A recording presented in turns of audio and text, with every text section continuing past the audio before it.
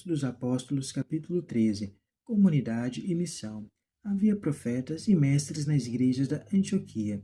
Eram eles Bernabé, Simeão, chamado de Negro, Lúcio, da cidade de Cirene, Manaém, companheiro de infância do governo Herodes, e Saulo. Certo dia, eles estavam fazendo uma reunião litúrgica com jejum.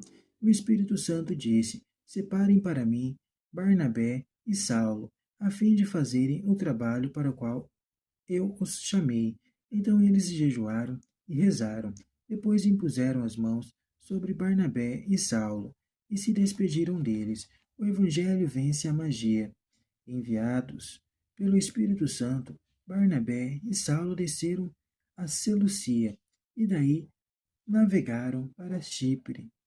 Quando chegaram a Samaria, começaram a anunciar a palavra de Deus nas sinagogas dos judeus, tendo João como ajudante. Atravessaram toda a ilha até Pafos, e aí encontraram um judeu, mago e falso profeta, que se chamava Bar-Jesus. Este se encontrava na casa dos procônsul Sérgio Paulo, homem de bom critério, que mandou chamar Barnabé e Saulo, pois desejava escutar a palavra de Deus. Elimas, assim se traduz o seu nome, se opôs, procurando afastar da fé o preconsul. Então Saulo, também chamado Paulo, cheio de Espírito Santo, fixou os olhos em Elimas e disse: Filho do diabo, cheio de falsidade e malícia, inimigo de toda justiça, quando é que você vai parar de torcer os caminhos do Senhor, que são retos? Eis que a mão do Senhor vai cair agora sobre você. Você ficará cego e por algum tempo não verá mais o sol. No mesmo instante, escuridão e trevas envolveram Elimas, e ele começou a andar às cegas, procurando alguém que lhe desse a mão. Ao ver o que acontecera, Procônsul abraçou a fé, pois ficara impressionado com a doutrina do Senhor, a essência da catequese de Paulo. Paulo e seus companheiros embarcaram em Panfilha. João, porém, separou-se do grupo e voltou para Jerusalém. Barnabé e Paulo partiram de Perge e chegaram a Antioquia da Pisídia.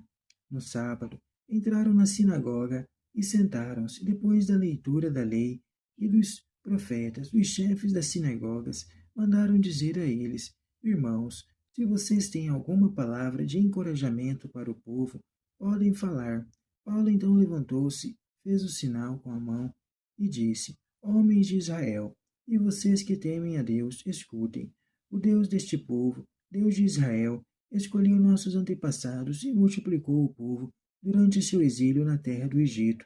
Depois, ele os tirou com um braço poderoso e, durante mais ou menos 40 anos, cercou-os de cuidados no deserto. Destruiu 7 nações na terra de Canaã e deu a eles a posse do território delas, por 450 anos aproximadamente. Depois disso, lhes concedeu juízes até o profeta Samuel. Em seguida, eles pediram um rei, e Deus concedeu-lhes Saul, filho de Cis, da tribo de Benjamim, que reinou durante 40 anos. Após depor Saul da realeza, Deus suscitou para eles o rei Davi, do qual prestou o seguinte testemunho: Encontrei Davi, filho de Jessé, homem segundo o meu coração. Ele cumprirá todas as minhas vontades, conforme havia prometido. Deus fez surgir da descendência de Davi um Salvador para Israel, que é Jesus, e João, o precursor, havia preparado a chegada de Jesus, pregando a todo o povo de Israel um batismo de arrependimento. Estando para terminar a sua missão, João declarou: Não sou aquele que vocês pensam que eu seja. Vejam, depois de mim é que vem aquele do qual não mereço sequer desamarrar as sandálias. Irmãos, descendentes de Abraão, que adoram a Deus, esta mensagem de salvação foi enviada para nós, porque os habitantes de Jerusalém e seus chefes não reconheceram a Jesus e, ao condená-lo, cumpriram as profecias que são lidas aos sábados, embora não encontrassem nenhum motivo para condenar Jesus à morte. Pediram a Pilatos que ele fosse morto. Depois de fazerem tudo o que a Escritura diz a respeito de Jesus, eles o tiraram da cruz e o puseram no túmulo. mas Deus o ressuscitou dos mortos, e durante muitos dias ele apareceu àqueles que o acompanharam da Galiléia para Jerusalém. Eles são testemunhas de Jesus diante do povo. Nós anunciamos a vocês este Evangelho, a promessa que Deus fez aos antepassados. Ele a cumpriu plenamente para nós, seus filhos, quando ressuscitou Jesus, como está escrito no segundo Salmo. Você é o meu filho, eu hoje o gerei. Deus ressuscitou Jesus dos mortos, para que nunca voltasse à corrupção. Isso ele o disse desta maneira: cumprirei para vocês a promessa fiel que fiz a Davi. Por isso diz também em outro lugar: não permitirás que teu fiel conheça a corrupção. Ora, tendo cumprido a missão que Deus lhe dera para a sua época, Davi morreu, foi para junto de seus pais e conheceu a corrupção. Mas aquele que Deus ressuscitou não conheceu a corrupção. Portanto, fiquem sabendo bem, irmãos, que por meio dele é anunciado a vocês o perdão dos pecados. Por meio dele, todo aquele que acredita é justificado de todas as coisas de que vocês não puderam ser justificados pela lei de Moisés.